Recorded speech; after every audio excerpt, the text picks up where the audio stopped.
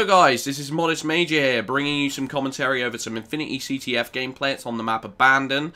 The thing about this gameplay is that, for the most part, it's pretty freaking terrible. You know, I'm playing with a bunch of subscribers and friends, some by the name of Always Seving. He's a YouTuber as well. I'm going to leave a link to his channel in the description. If you're not subscribed to Always Seving, I don't know what you're doing. He's a genuinely really good YouTuber, genuinely positive. And he brings a lot of interesting commentary topics to the table. I'm playing with Impossibrew, aka Snow Miser. He'll be making a YouTube channel in the future, and I'm going to make sure to link to him, because he's a really nice guy as well. And there's also another kid called Sev38, so it's really confusing playing with Z-Sev and Sev38, because I get confused with them every 2 seconds. And my brain is pretty small anyway, so I just can't deal with that. And then there's Severed Void, which makes it even more confusing. But there we go. So this gameplay has some of the worst sniping I've ever done in my entire life, to be honest. And I get a Kill-tacular at the beginning, and that's pretty much the only reason I'm using it. I get a Kill-tacular with a BR. The sniping, I try to be a no-scope 360 legend beast, but to be honest, it just ends in cringeworthy chokes like you're seeing right now. I mean, it's just embarrassing. What the frick? I must have been on some sort of drug. But yesterday, I went to Eurogamer, and Eurogamer is basically a convention that takes place in London, where you get to see a bunch of new games, and you get hands-on experience. You get to play, like, 10-minute gameplay demos, usually just, like, one quick multiplayer match, which is kind of annoying, because Titanfall, which I played at Eurogamer, you had to queue for 2 hours and a half, and you got a 10-minute game, so it's kind of like, But at the same time, it was absolutely friggin' amazing, so I didn't really care. You know, like, when you go to theme parks, you have to queue for, sometimes for 2 hours to 3 hours for certain roller coasters, and that's only, like, 3 minutes long, those roller coasters, so I can't really complain too much. It's just like being at a theme park, really, but with games. So, I played 4 games whilst I was there. I played Need for Speed, which I wasn't that impressed by. The graphics were absolutely amazing. It was on the PS4, and I got to play the new, play with the new PS4 controller. I didn't get to play with the new Xbox One controller, because Titanfall actually used Xbox 360 controllers. I have no idea why. It was using Xbox 360 controllers to play on the PC. At an Xbox One booth. So it was an Xbox One booth with Xbox 360 controllers with PC gameplay. Makes no sense to me, but whatever.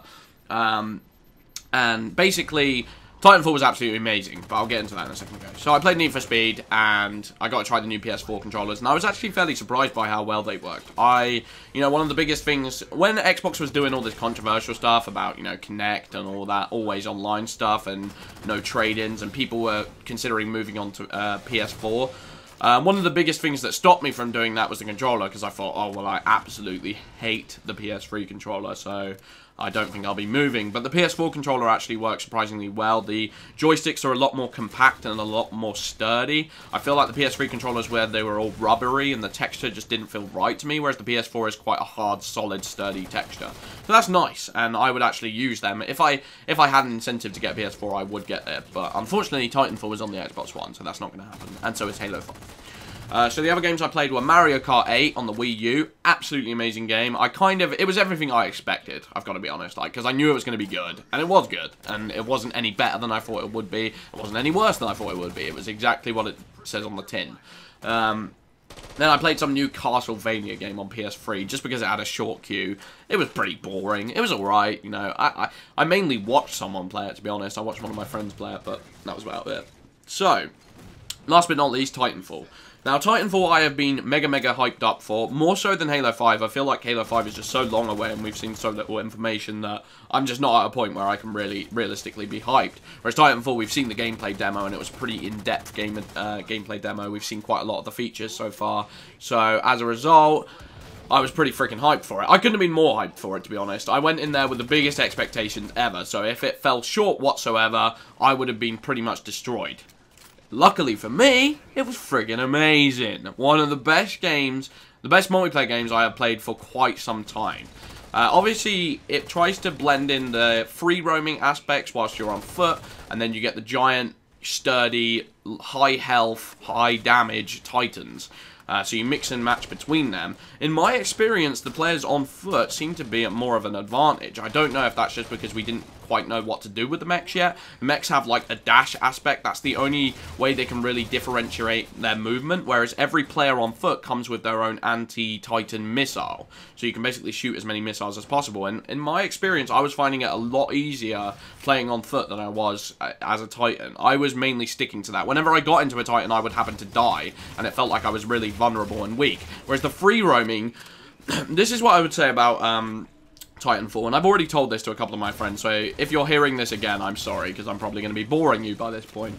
But the best thing about Titanfall, in my opinion, was the differentiation in movement. The way that you could differentiate your movement every 2 seconds. So, for example, if you're in a troublesome situation, if you've been put into a corner, where you'll be standing, there will be 5 different escape routes that you could operate at any time. And, like, these will be really, like, hard to use, skillful flanking maneuvers or escaping maneuvers, and it rewards map design in such an extreme way, because if you know the best route out of there, you're going to be able to get away as quickly and as smoothly as possible. But if you don't, you're going to be put in a situation where you're going to get trapped. And the same goes for the pursuers. You know, if the pursuers know the best way to be able to flank someone, let's say someone went around a corner and you were like, oh, I know how to go and flank him. I'm going to climb up this window, go through this, shoot across to the other building, and I'll have a perfect drop on him, and then drop down and assassinate him or something like that.